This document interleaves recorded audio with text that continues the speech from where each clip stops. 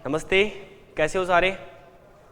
आशा करते होंगे आप मस्त होंगे, सकुशल होंगे, अच्छे होंगे। हम पढ़ रहे थे राजस्थान की ज्योग्राफी, और राजस्थान की ज्योग्राफी में एक इम्पोर्टेंट टॉपिक चल रहा था हमारा, जिसका नाम था राजस्थान की नदियाँ। पिछले वीडियो में हमने राजस्थान की नदियों के बारे में देखा था। नदियाँ थी अंतः प्रवाह की नदियाँ, और अंतः प्रवाह की नदी क्या होती है ये आपको पिछले वीडियो में बताया था कि वो नदी जो अपना जल किसी सागर या समुद्र में नहीं डालती हो, जमीन में लुप्त हो जाती हो, ऐसी नदी को अंतः प्रवाह की नदी कहते हैं। और राजस्थान में जो कुल प्रवाह तंत्र है उसका लगभग 60% भाग है वो अंतः प्रवाह का है। इसका मतलब राजस्थान की नदियां हैं वो ऐसी हैं जो वर्षा ऋतु में आती हैं और ग्रीष्म ऋतु में लुप्त हो जाती हैं, यानी वर्षा काल की नदियां हैं, आगे जाके लुप्त हो रही। इसका मतलब वो अंतः प्रवाह की नदियां हैं। और राजस्थान की अंतः प्रवाह नदियों में हमने जो नदियां पढ़ी थी वो कौन कौन सी पढ़ी थी। देखो, सबसे पहले हमने देखी थी घग्गर नदी। सबसे पहले हमने घग्गर को पढ़ा। दूसरी नदी हमने पढ़ी कातली नदी, कातली नदी देखी। तीसरी नदी का नाम मसूरड़ी, इसे काकनी भी कहते हैं, मसूरड़ी, मसूरड़ी नदी। चौथी नदी देखी हमने रूपा रेल नदी, रूपा रेल। इन नदियों के बारे में हम पढ़ चुके हैं। अगर आपने वीडियो नहीं देखा है तो डिस्क्रिप्शन के लिंक में उस वीडियो का लिंक मिल जाएगा और वहां से इन नदियों को आप देख लीजिए। आज हम तो देखेंगे वो इनसे आगे वाली नदियां देखेंगे, जो अंतः प्रवाह की इनसे आगे नदियां हैं उनके बारे में पढ़ेंगे। तो आज की अंतः प्रवाह की नदियों की बात करें तो नदी का नाम है, अपनी नेक्स्ट नदी है जिसका नाम है रूपा रेल। रूपा रेल कंप्लीट हो चुकी है, सॉरी, रूपा रेल को हम पढ़ चुके हैं। आज की नदी है उसका नाम है साबी नदी। आज की जो नदी है उसका नाम है साबी,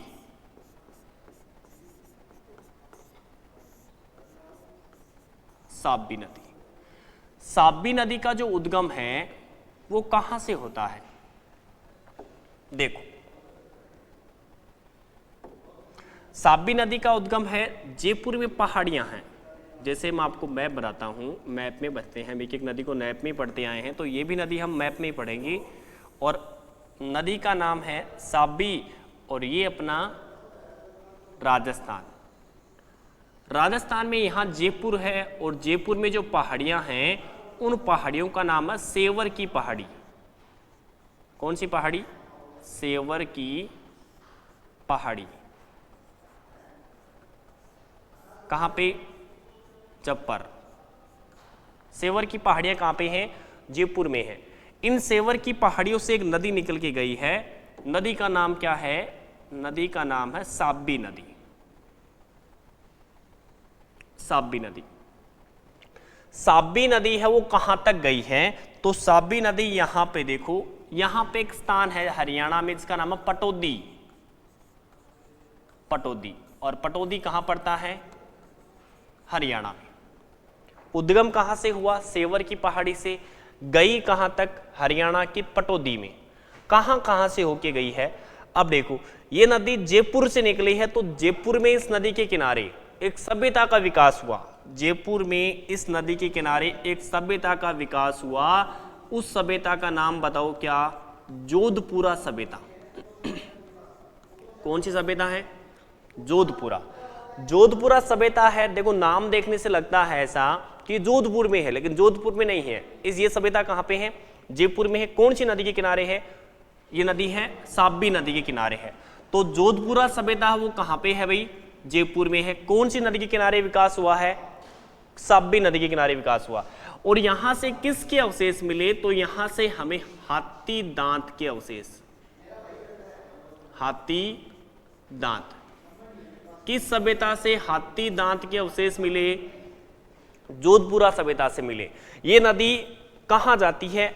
जयपुर से जाती है अलवर में, और ये अलवर की सबसे लंबी नदी है, अलवर की सबसे लंबी नदी। आपको पूछें कि अलवर की सबसे लंबी नदी का नाम बताओ, तो ये नदी है कौन सी? साबी नदी। साबी नदी का उद्गम सेवर की पहाड़ी से, जयपुर में जोधपुरा सभ्यता का विकास हुआ। अलवर की सबसे लंबी नदी हरियाणा के पटौदी में जाके क्या हो गई, ये जमीन में विलुप्त हो गई। ये कौन सी नदी थी अपनी, साबी नदी। इसके अलावा आगे बात करते हैं, हम अगली नदियों की बात करते हैं। तो वही फिर से मैप बनाएंगे और फिर से मैप में पढ़ेंगे। जैसे ये राजस्थान का मैप है, बना लेते हैं, बार बार उठा के नहीं लाएंगे, बनाई हुई चीज़ ज़्यादा सही होती है। यहाँ से ये राजस्थान, राजपुताना, आन बान शान। देखो यहाँ पे एक झील है भाई, एक झील है यहाँ पे जिसका नाम है सांभर झील। कौन सी झील है ये, सांभर। सांभर झील कहाँ पे है, सांभर झील वैसे तो 3 जिलों की सीमा पर है। सांभर झील कितने जिलों की सीमा पर है, 3 जिले हैं। कौन कौन से हैं, दिख नहीं रहा, थोड़ा बड़ा बना देता हूं मैं इसको।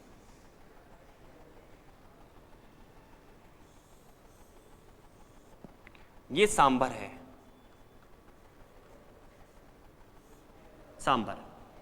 सांभर झील है वो 3 जिलों की सीमा पर है, नागौर, अजमेर और जयपुर। लेकिन इस पर प्रशासनिक अधिकार किसका है, प्रशासनिक अधिकार है जयपुर का। अब देखो जयपुर में इसके किनारे से नदियां निकल के आती हैं और इस नदी में गिरती हैं, इस झील में गिरती हैं। पहले देखो जयपुर में एक पहाड़ी है जिसका नाम है मनोहरपुरा की पहाड़ी। जयपुर में कौन सी पहाड़ियां हैं, यहाँ पे पहाड़ी हैं जिनका नाम है मनोहरपुरा,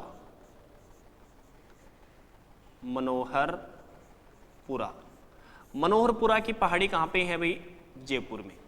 मनोहरपुरा की पहाड़ी है जयपुर में है। और देखिए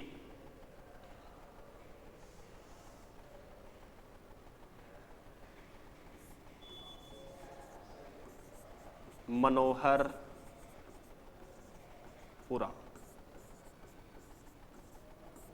जयपुर। यहां से एक नदी निकल के आती है, नदी का नाम है मेंथा नदी। कौन सी नदी है भाई, मेंथा नदी। मेंथा नदी है वो जयपुर से निकल के आती है, नदी का नाम मेंथा, पहाड़ी का नाम मनोहरपुरा। अब देखो इस नदी के किनारे क्या है, इस नदी के किनारे जयपुर, यहां पे एक स्थान है जैनियों का तीर्थ स्थल लूणवा। लूणवा कहां पे पड़ता है, देखो लूणवा, लूणवा पड़ता है नागौर में। लूणवा कहां पे है, नागौर में। और ये क्या है, ये जैनियों का तीर्थ स्थल है। जैनियों का तीर्थ स्थल कौन सा है, लूणवा। किस नदी के किनारे है, तो मेंथा नदी के किनारे। मेंथा नदी के किनारे जैनियों का तीर्थ स्थल कौन सा है, लूणवा स्थित है। और देखो सांभर झील राजस्थान की खारे पानी की सबसे बड़ी झील है। इस झील में भारत के कुल नमक का 8.7% और राजस्थान के कुल नमक का लगभग 90% भाग उत्पादित किया जाता है। इसका मतलब ये लवणता ज्यादा है इसमें। प्रश्न ऐसे पूछ लिया जाए कि सांभर झील में लवणता बढ़ाने वाली नदी कौन सी है, तो सांभर झील में सर्वाधिक लवणता कौन सी नदी बढ़ाती है, तो मेंथा नदी बढ़ाती है। नदी का नाम क्या है, मेंथा नदी। सांभर झील में सर्वाधिक लवणता बढ़ाने वाली नदी का नाम क्या है, मेंथा नदी। यही राजस्थान की खारे पानी की सबसे बड़ी झील मानी जाती है। ठीक है भाई, इसके अलावा और नदी देखते हैं। यहां पे अजमेर है, अजमेर में पहाड़ी का नाम है किशनगढ़ की पहाड़ी। किशनगढ़, किशनगढ़ की पहाड़ी से एक नदी निकलती है। किशनगढ़ की पहाड़ी से कौन सी नदी निकलती है, किशनगढ़ की पहाड़ी से नदी निकलती है रूपनगढ़। उधर ये नदी कौन सी है, मेंथा नदी। और अब नदी जो निकल रही है उसका नाम क्या है, रूपनगढ़ नदी। ये देखो रूपनगढ़ नदी कहां जाके किसमें मिल गई, सांभर में। सांभर झील है वो किस झील का उदाहरण है, ये प्रश्न पिछली बार फर्स्ट ग्रेड के एग्जाम में फर्स्ट पेपर में पूछा था कि निम्नलिखित में से बालसन का उदाहरण क्या है। देखो ये कौन सी झील है, बालसन।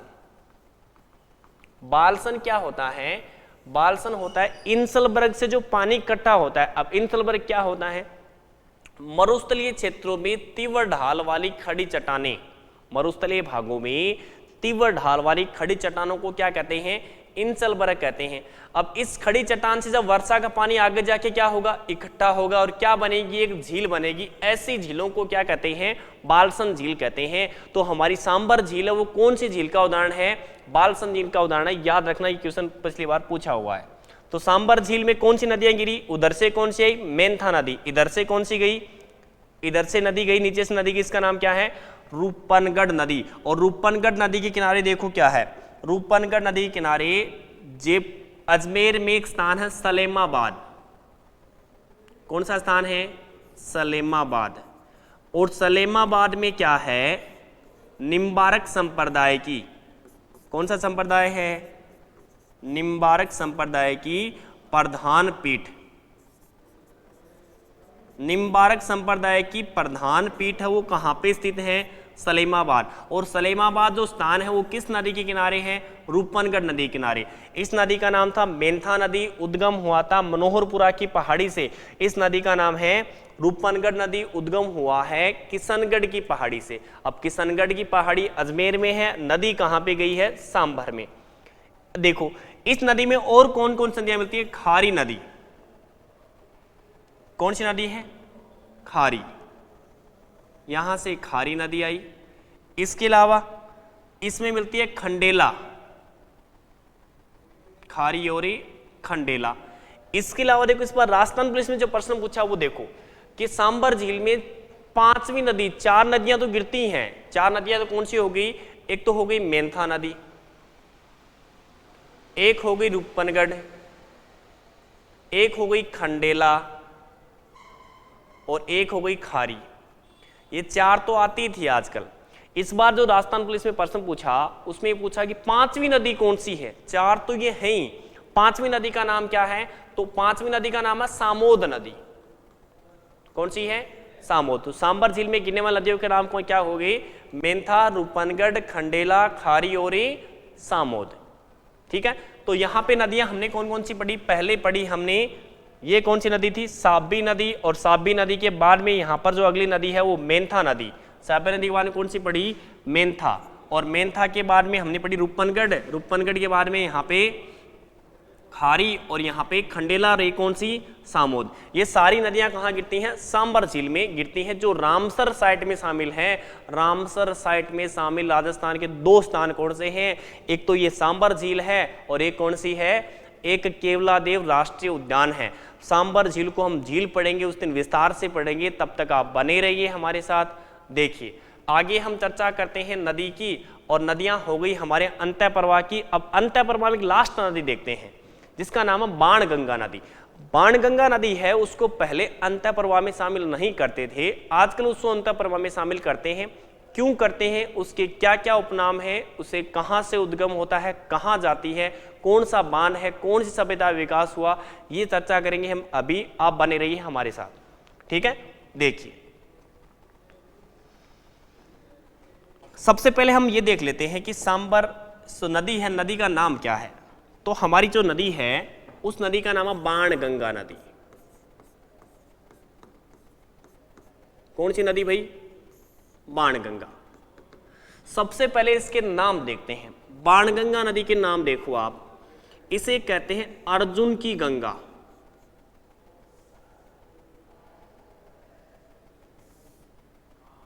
क्या कहते हैं इसे, अर्जुन की गंगा। और क्या कहते हैं इसे, ताला नदी, ताला नदी। और क्या कहते हैं इसे, रुंडित नदी, रुंडित नदी। 2012 में दर्जा दिया इसको रुंडित नदी का। इसके अलावा इसे कहते हैं रूसी हुई नदी, रूसी हुई नदी।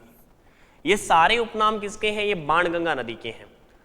इसको ऐसा क्यों कहते हैं, इसकी हम चर्चा करेंगे, बने रही हमारे साथ। देखते हैं यहां से मैं आपको पढ़ाता हूं। यहां पे पहाड़ी है भाई, अब इसको बिना मैप के पढ़ाते हैं। यहां से पहाड़ी है, जगह का नाम है जयपुर। जगह का नाम क्या है, जयपुर। और जयपुर में पहाड़ी का नाम है बैराट की पहाड़ी। पहाड़ी कौन सी है? बेराट, बेराट जयपुर। बेराट की पहाड़ी से एक नदी निकलती है और नदी का नाम क्या? बाणगंगा नदी। ये देखो, ये रही बाणगंगा, और बाणगंगा नदी है वो कहां तक जाती है? देखो कहां से निकली है ये निकली है जयपुर से, और जयपुर में जाएगी ये दौसा, भरतपुर होते हुए यहां आगे चली जाएगी। आगे कहां जाएगी? ये बाणगंगा नदी है, पहले यमुना नदी मिलती थी। कहां मिलती थी भाई? यहां से एक नदी आएगी, इसका नाम क्या है? यमुना नदी। ठीक है, यहां एक जगह है, इसका नाम है फतेहाबाद। यहां पे फतेहाबाद नामक स्थान पे कहां मिल जाती है? ये यमुना में मिलती थी, लेकिन अब यहां तक नहीं जाती है। ये इससे पहले ही जमीन में क्या हो जाती है? लुप्त हो जाती है। अब ये वहां नहीं मिलती है, इसलिए इस नदी को वर्तमान में किस में शामिल किया जाता है? अंतःप्रवाह की नदी में शामिल किया जाता है। देखिए, नदी का नाम है बाणगंगा नदी, और इस नदी की लंबाई देखो कितनी है। इस नदी की लंबाई है 380 किलोमीटर। बाणगंगा नदी की लंबाई कितनी है? 380 किलोमीटर। इस नदी पर देखो, इस नदी पर कौन सा बांध है? तो इस नदी पर जयपुर में एक बांध है। जयपुर में क्या है? इस नदी पर एक बांध है। जिस बांध का नाम बताओ क्या है? इस बांध का नाम है जमुआ रामगढ़ बांध। जमुआ रामगढ़ बांध। कहां पे? जयपुर में।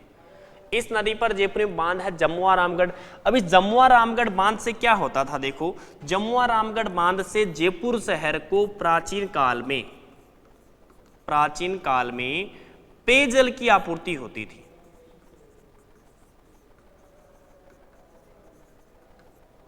जयपुर को प्राचीन काल में पेयजल की आपूर्ति कौन सा बांध करवाता था? तो जमुआ रामगढ़ बांध करवाता था। ठीक है, और देखते हैं तो वर्तमान में कौन करवाता है भाई? वर्तमान में होती है बिसलपुर बांध से। वर्तमान में जयपुर शहर को पेयजल की आपूर्ति कौन करवाता है? तो वर्तमान में कराता है बिसलपुर बांध। और ये बिसलपुर बांध कहां पे है? टोंक में है। बिसलपुर बांध कहां पे है? टोंक में है। और टोंक में किस नदी पर है भाई? बनास नदी पर है।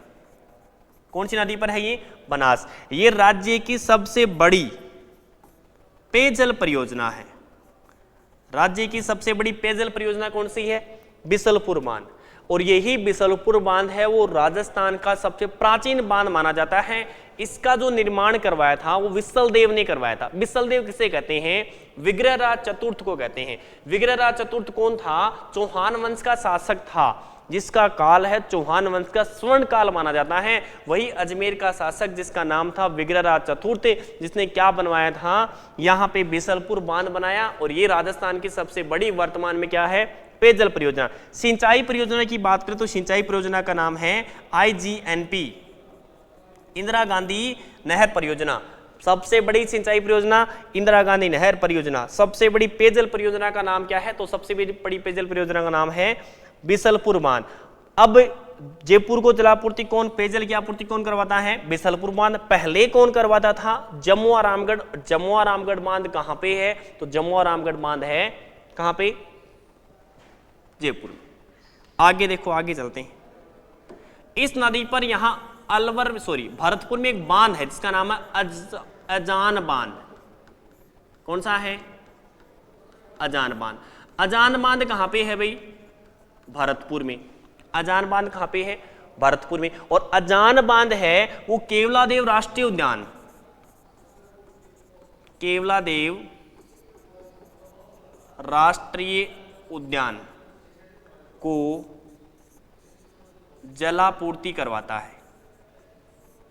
केवलादेव राष्ट्रीय उद्यान जो भरतपुर में है, जिसे पक्षियों का स्वर्ग कहते हैं, यूनेस्को ने विश्व धरोहर सूची में इसको शामिल कर रखा है। उसको जलापूर्ति कौन सा बांध करवाता है? अजान बांध। और अजान बांध कहां पे है? तो ये बाणगंगा नदी पर है, भरतपुर में है। एक असवान बांध है। देखो, एक और बांध बताता हूं मैं आपको, असवान बांध। असवान बांध कहां पे? मिस्र में है। ये मिस्र में है, नील नदी पर है। इसके पीछे झील बनी है, नासिर झील कहते हैं। असवान बांध के पीछे बनी झील को क्या कहते हैं? नासिर। तो अजान बांध भरतपुर में और असवान बांध कहाँ पे है? मिस्र में है। मिस्र को नील का वरदान कहते हैं, ठीक है। और भरतपुर का जीवन रेखा किसे कहते हैं? रूपारेल नदी को। और भरतपुर में बाणगंगा पर कौन सा बांध है? अजान बांध, जो केवलादेव राष्ट्रीय उद्यान को जलापूर्ति करवाता है। और देखिए इस नदी के किनारे जयपुर में, इस नदी के किनारे जयपुर में क्या हुआ भाई? जयपुर में इस नदी के किनारे बेराट सभ्यता का विकास हुआ। बेराट सभ्यता, बेराट सभ्यता का विकास है वो किस नदी के किनारे हुआ था? इसी बाणगंगा नदी के किनारे हुआ। और बेराट सभ्यता से हमें क्या मिला? इस सभ्यता से एक शिलालेख मिला जो मौर्य काल का था। कौन से काल का था? मौर्य काल का। मौर्य काल का शिलालेख मिला जिसका नाम था भाब्रू शिलालेख। भाब्रू शिलालेख, मौर्य काल का शिलालेख का नाम क्या है? भाब्रू शिलालेख। तो भाब्रू शिलालेख हमें कहां मिला है? बेराट की पहाड़ियों से मिला है। कौन सी नदी किनारे सभ्यता का विकास हुआ?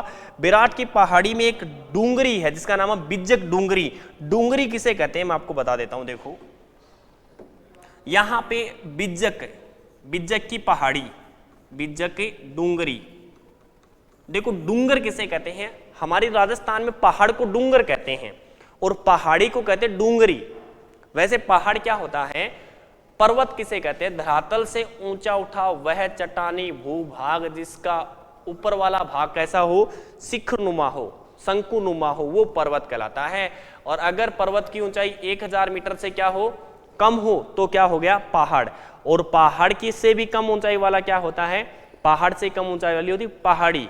और राजस्थान में पहाड़ी को क्या कहते हैं? डूंगरी। और पहाड़ को क्या कहते हैं? डूंगर। तो यहाँ पे कौन सी पहाड़ी है? बिज्जक की पहाड़ी से कौन सा शिलालेख मिला? भाब्रू शिलालेख, जो अशोक के काल का था। वर्तमान में भाब्रू शिलालेख को कहाँ रखा गया है? एशियाटिक सोसाइटी यानी कोलकाता में एक म्यूजियम में रखा गया है। इसको पूछा जाए कि अशोक के जो शिलालेख हैं उनको सबसे पहले किसने पढ़ा? अशोक के शिलालेखों को सबसे पहले किसने पढ़ा? तो जेम्स प्रिसेप ने पढ़ा था। तो बेराट सभ्यता क्या हुआ था? यहाँ पे बाणगंगा नदी किनारे बेराट सभ्यता का विकास। कौन सा शिलालेख मिला? भाब्रू शिलालेख। किसके काल का था? मौर्य काल का था। किसमें? अशोक के काल का था। ऐसा माना जाता है, देखो बेराट में सब जगह ये बहुत चर्चित जगह है, पांडवों के कौरवों के काल से चर्चित है। ऐसा माना जाता है कि इस नदी को क्या कहते हैं? अर्जुन की गंगा क्यों कहते हैं? क्यों कहते हैं? क्योंकि यह मान लीजिए है कि जब कौरव और पांडव जुए में हार गए थे पांडव कौरवों से, तो उनको 13 साल 12 साल का वनवास और 1 साल का अज्ञातवास मिला था। 1 साल को अज्ञातवास मिलो, तो वह अपनो अज्ञातवास बिताने के लिए कि जहाँ आगा इजा बेराट आगा। अज्ञातवास क्यों है? अज्ञातवास में होता है कि अपनी पहचान न छुपा के रखना। अगर कोई न पहचान लियो तो वो साल दोबारा शुरू हो जाओ, दोबारा फिर से शुरू हो जाओ। तो अपनी पहचान को छुपा के रखना अज्ञातवास है। तो वो अपनी पहचान को छुपाने के लिए कहाँ आ गए? बेराट में आ गए। अब विराट में एक स्थान पहले जिसका नाम था विराटनगर। विराटनगर जयपुर में ही है अपना विराटनगर। वहां के राजा थे विराट, और विराट के दरबार में आ गए पांडव। अब पांडवों में सब एक साथ नहीं आए, क्योंकि अगर एक साथ आते तो पांडवों को पहचान लेते, ठीक है। अलग अलग आए तो अलग अलग वेश में वो आए थे यहाँ पे पांडव। तो सबसे पहले जो युधिष्ठिर था वो कंक का रूप धारण करके आया। कंक मतलब नाम बनाया कंक, और अपने आप को बताया ब्राह्मण, कि मैं ब्राह्मण हूँ और मैं अपने क्षेत्र से यहाँ आ गया हूँ, मेरे को बहुत अच्छा नॉलेज है। और उसने, राजा विराट था, उसने कंक को यानी युधिष्ठिर को अपने दरबार में रख लिया। तो सबसे पहले युधिष्ठिर आया। युधिष्ठिर किस नाम से रहा? कंक के नाम से, और क्या बना? ब्राह्मण बना। उसके बाद में देखो क्या हुआ, उसके बाद में आया भीम, और भीम बन के आया रसोइया। अपना नाम बताया वल्लभ। युधिष्ठिर ने नाम बताया अपना कंक। कंक क्या था? ब्राह्मण था। और दूसरा कौन सा आया, भीम।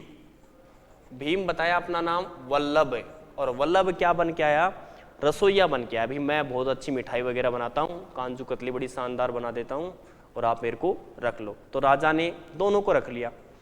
फिर आई द्रौपदी। द्रौपदी बन के आई दासी, और दासी रानी की दासी बन के आई सरेंधी नाम से, सरेंधी नाम से रानी बन के कौन आई, द्रौपदी। किसके दरबार में, राजा विराट के दरबार में। विराट राजा कहाँ थे, इधर ही विराट सभ्यता में जो लोग थे विराट नगर में थे, वहां पे पांडव आए थे। 3 लोग एंट्री हो गई। चौथा आया अर्जुन, और अर्जुन ने क्या बताया, अपने आप को नर्तक बताया। नर्तकी मतलब नाचने वाला, नाच सिखाने वाली, नपुंसक जो होता है। और अपना नाम बताया बरहनल्ला। अपना नाम क्या बताया, बरहनल्ला बताया कि भाई मेरा नाम बरहनल्ला है और मैं डांस सिखाता हूं। तो राजकुमार की बेटी थी उत्तरा, उस उत्तरा को डांस सिखाने का काम किसको सौंपा गया, अर्जुन को। अर्जुन का नाम हो गया बरहनल्ला। उसके बाद में आया सहदेव, और सहदेव ने बताया कि भाई मैं क्या काम करता हूं, बोले मैं गायों की रक्षा कर देता हूं, गायों की रक्षा कर देता हूं। और गायों की रक्षा करने के लिए उनको रखा गया, तो उसको कहा गया तंतीपाल। और लास्ट में नकुल आया, और नकुल क्या बन के आया, नकुल अश्वों की, घोड़ों की रक्षा करने के लिए गंथिक बन के आया। तो इन्होंने अपने सारों ने अपने नाम चेंज कर लिए थे। नाम क्या क्या रखा था, युधिष्ठिर ने कंक रखा, द्रौपदी ने सैंद्री रखा, अर्जुन ने बरहनल्ला रखा, उसके अलावा सहदेव ने क्या रखा था, सहदेव ने तंतीपाल रखा, और नकुल ने ग्रंथिक नाम से यहां रहे। अब थोड़े समय के बाद में क्या हुआ भाई, शक हो गया। जब ये पांडव यहां पे आए थे तो अपने अस्त्र शस्त्रों को कहां छुपा के आ गए थे, अपने अस्त्र शस्त्रों को एक खेजड़ी यानी समी के पेड़ पे छुपा के आ गए थे। समी किसको कहते हैं, खेजड़ी को ही कहते हैं। समी के पेड़ पे छुपा के आगे, जो कहां पे है, ऐसा मानते हैं कि जो राजस्थान का सबसे पुराना वृक्ष खेजड़ी का है वो मांगलियावास में है। और मांगलियावास कहाँ पे है, अजमेर में। राजस्थान का खेजड़ी का सबसे पुराना वृक्ष कहाँ पे है, मांगलियावास, और मांगलियावास कहाँ पे है, अजमेर में है। वहां पे ये अपने अस्त्र शस्त्र को छुपा के आ गए थे। अब पांडवों, कौरवों को पता लग गया है कि भाई पांडव हैं विराट नगर में ही। उन्होंने पता किया भाई कोई लोग 5 लोग आए हैं क्या आपके दरबार में, तो सबने मना कर दिया, क्योंकि 500 लोग वो अलग अलग आए थे, अलग अलग होके आए थे, एक साथ 500 की एंट्री नहीं हुई थी दरबार में, इसलिए सबने मना कर दिया भाई यहाँ पे 5 लोग एक साथ कोई नहीं आए। तो कौरवों ने एक प्लान बनाया कि भाई अगर यहाँ पे पांडव हैं तो वो गायों की रक्षा के लिए जरूर बाहर आएंगे। तो उन्होंने क्या किया, उस विराट नगरी की सारी गायों को चुरा के ले गए। कौरव सारी गायों को चुरा के ले गए थे। अब कौरव ने क्या किया, गायों को चुरा के लिया, तो फिर अर्जुन बोला भाई गायों को चुरा के लेके छुड़ा के लाना। उस समय राजा था विराट, वो कहीं शिकार पे गया हुआ था। पीछे से जो राजकुमार था वो थोड़ा मंद बुद्धि टाइप का था, युद्ध का अच्छा ज्ञाता नहीं था, कोई युद्ध की कोई कला नहीं जानता था वो। तो अर्जुन ने कहा उसको कि भाई देखो अपनी गायों के क्षेत्र को, गायों को चुरा के लेके छुड़ा के लाना हमारा धर्म है। तो उसने कहा चलो भाई ठीक है, छुड़ा के लाते हैं, मैं जाता हूं युद्ध करके आता हूं, ये वो ऐसे करके वो निकल पड़ा। आगे गया तो अर्जुन ने कहा कि मैं भी तुम्हारे साथ चलूंगा। तो उसने उसका मजाक उड़ाया, भाई तू तो नर्तकी है, तू क्या तेरे काम सिखा, डांस सिखाना है, तू सिखा, तू युद्ध में जाके क्या करेगा। तो उसने कहा कि ठीक है मैं चल लेता हूं, आपका सारथी बन के चल लेता हूं। तो राजकुमार का सारथी बन के कौन गया, अर्जुन गया। अब आगे जाते युद्ध में 100 कौरवों को देख करके वो राजकुमार विचलित हो उठा और वहां से वापस भागने लगा। तब अर्जुन ने रोका कि एक अच्छे योद्धा की पहचान नहीं होती कि पीठ दिखा के जाए। तो उसने कहा कि तू भाग मत, मैं कुछ करता हूं। तो बोला तू क्या करेगा, तेरे को क्या करना, तेरे को तो डांस करना था, तो डांस सिखा। बोल तू रुक, मैं करता हूं कुछ। तो अर्जुन ने कहा कि तू ऊपर बैठ, मैं करता हूं। तो अर्जुन फिर वो उस पेड़ के पास में गया जहां पे वो अस्त्र शस्त्र रखे गए थे। जब वो अस्त्र शस्त्र रखे गए थे तो अर्जुन के बाण का नाम गांडीव था। अर्जुन के बाण का नाम क्या था, गांडीव। उसने उस गांडीव को पेड़ पर रखा था, तब कहा था कि हे महाराज, मैं आपको, महाराज ही है भाई, हे महाराज मैं आपको जब भी इस्तेमाल करूंगा आपको गंगा से धोकर इस्तेमाल करूंगा। इतने दिन आप मुझे माफ करना, आप धूप में बरसात में ऐसे ही मेरी वजह से रहोगे, मुझे माफ कर देना। लेकिन जब भी मैं आपको यूज करूंगा तो मैं आपको पहले गंगा से स्नान कराऊंगा, फिर मैं आपका इस्तेमाल करूंगा। तो अर्जुन भागा भागा वहां पे गया उस पेड़ के पास में। अब जैसे ही गांडीव के हाथ लगाए तो गांडीव वो पेड़ है वो ऊपर चला जाए, यानी अर्जुन के हाथ नहीं आए। दोबारा कोशिश करे, उछल कूद करे, हाथ नहीं आए। तो फिर अर्जुन की याद आई कि भाई हमने कहा था कि भाई इसको मैं गंगा में धो के लाऊंगा, अब गंगा तो है नहीं। तो अर्जुन ने कहा, हे गांडीव आप नीचे आइए, मैं कुछ बंदोबस्त करता हूं। तो ऐसा कहने से वो गांडीव नीचे आया। फिर अर्जुन ने तीर भरा और जमीन के अंदर चलाया, जिससे एक पानी की धार बाहर निकली। उसी धार को क्या कहा गया? बाण गंगा कहा गया। और माना जाता है कि वही धार से ये नदी निकली है, इसलिए इस नदी को क्या कहते हैं? अर्जुन की गंगा कहा जाता है। उसके बाद कौरवों से गाय छुड़ा के ले आए और वापस अपने दरबार में आ गए। इस प्रकार से इस नदी को क्या कहा गया? अर्जुन की गंगा। तो अर्जुन की गंगा का उद्गम कहाँ से हुआ है? बैराट की पहाड़ी से, और बैराट की पहाड़ी से शिलालेख मिला जिसका नाम था भाब्रू शिलालेख, मौर्य वंश का था। आगे इस पर बांध बना जमुआ रामगढ़। जमुआ रामगढ़ बांध प्राचीन काल में जयपुर को पेयजल की आपूर्ति। अगला वाला बांध का नाम क्या है? अजान बांध। और अजान बांध क्या करता है? केलादेव राष्ट्रीय उद्यान को जलापूर्ति करवाता है। आगे ये नदी कहाँ जाती है? पहले ये नदी यमुना में जाती थी, लेकिन अब ये नदी यमुना में नहीं जाती है, ये यहाँ पे उत्तर प्रदेश के स्थान पे जाके विलुप्त हो जाती है। अब विलुप्त हो गई तो देखो क्या हो गया, कौन से प्रवाह में आ जाएगी? ये अंत प्रवाह में आ जाएगी। ऐसा माना जाता है कि नदी पहले तो जाती थी यमुना में, लेकिन अब नहीं जाती। मतलब ये क्या हो चुकी? रूस चुकी है। इसलिए बाणगंगा नदी को क्या कहते हैं? रूसी हुई नदी कहते हैं। ठीक है, इस प्रकार से क्या है? बाणगंगा नदी है, और ये हमारे अंत प्रवाह की नदियां कंप्लीट हैं। ठीक है, अगला करते मैं आपको मैप में दिखाता हूं कि कौन सी नदी है वो कहां कहां से निकल के कैसे कैसे आती है। जैसे ये राजस्थान है, इस प्रकार से पूरे मैप में भर के देखते हैं एक साथ सारी नदियों को।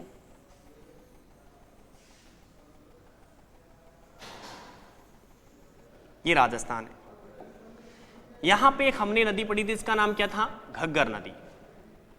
यहां से क्रम लगा लेते हैं, नाम इधर लिख देते हैं इनका। सबसे पहले हमने पढ़ी घग्गर, 1 नंबर। 2 नंबर पे पढ़ी हमने कातली। 3 नंबर पे पढ़ी हमने काकनी। 4 नंबर पे पढ़ी हमने रूपारेल।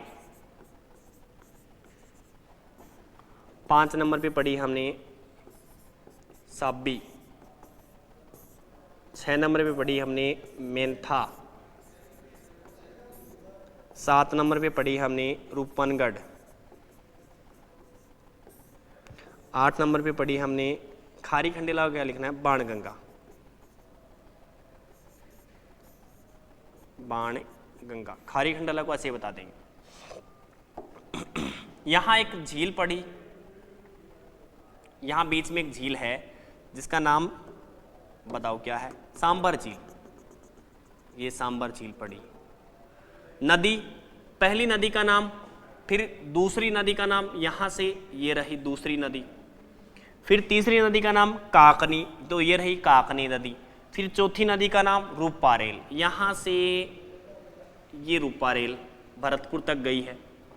फिर पांचवी नदी का नाम साबी नदी, तो यहां से निकल के ये साबी नदी ये अलवर होती हुई कहां चली गई? हरियाणा में। 8वीं नदी का नाम, इसके बाद में कौन सी नदी पड़ी? मेंथा नदी, यहां से निकल करके इसमें गिरी आकर के। फिर रूपनगढ़ नदी, ये यहाँ पे, इधर से खारी, इधर से खंडेला, एक सामोद। यहां से बाणगंगा गई थी, यहां सीधी सीधी सीधी होकर ये कौन गई? बाणगंगा।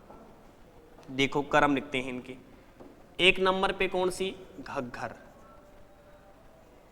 ये घग्गर नदी। 2 नंबर पे कातली नदी, ये कातली। 3 नंबर पे काकनी नदी। 4 नंबर रूपारेल, ये देखो ये रही रूपारेल नदी। फिर 5 नंबर कौन सी? साबी नदी, ये रही साबी नदी, हरियाणा तक जाती है। 6 नंबर कौन सी? मेंथा नदी, तो ये मेंथा नदी 6 नंबर। फिर 7 नंबर रूपनगढ़, ये 7 नंबर रूपनगढ़ नदी। फिर 8 नंबर नदी कौन सी है? बाणगंगा, तो ये रही आपकी बाणगंगा नदी। इस प्रकार से मैप में इनका क्या बनता है, डायग्राम। ये खारी, खंडेला और सामोद नदियां हैं जो सांबर झील में गिरती हैं। इस प्रकार से हमें हमारी अंतः प्रवाह की नदियां हैं वो कंप्लीट कर रहे हैं। अब आगे का प्रवाह पढ़ेंगे हम, चंबल नदी को पढ़ेंगे, यानी बंगाली खाड़ी तंत्र की नदियां पढ़ेंगे और फिर अरब सागर में। बंगाली खाड़ी में 2 तंत्र पढ़ना मोस्ट इंपोर्टेंट है, एक तो चंबल नदी तंत्र और दूसरा क्या है, बनास नदी तंत्र। चंबल नदी पढ़ेंगे फिर बनास नदी पढ़ेंगे, एक एक करके हम सारी नदियों को कंप्लीट करेंगे। ठीक है, वीडियो जब देखो तो पूरा बिना स्किप किए देखो। ऐसे शॉर्ट में देखने से, देखकर छोड़ने से क्या मतलब है, देखना है तो पूरा देखो, बिना स्किप किए देखो। काम की चीजें हैं वही जो आप नोट्सों के लिए बोलते हो, सर नोट्स चाहिए, सर नोट्स चाहिए। नोट्स बना लो, खुद के नोट्स बड़े बेटर होते हैं, है ना। तो नोट्सों के लिए करते रहते हो, आपका सपोर्ट वैसे ही काफ़ी ज़्यादा है। अब मैं नोट्स इतने प्रोवाइड करवा दूंगा आपको, लेकिन यहाँ से देख के आप सीधे बना सकते हो। फिर भी कोई दिक्कत हो तो आप मेरे को तुरंत मैसेज कर देना टेलीग्राम पे, आपको जो भी नोट्स चाहिए वो आप पे उपलब्ध करवा दिए जाएंगे। और जो नहीं है टेलीग्राम पे, वो नीचे वीडियो में डिस्क्रिप्शन में लिंक मिल जाएगा, वहाँ से कनेक्ट हो जाना। पीछे का जो अंतः प्रवाह का पहला वीडियो है वो इसके नीचे लिंक मिल जाएगा उसका भी, वहाँ से जुड़ जाना, है ना। आगे हम चंबल नदी प्रवाह तंत्र पढ़ेंगे, इसके साथ साथ हम वो भी पढ़ेंगे, अगला वीडियो डालेंगे पर्यावरणीय समस्या का।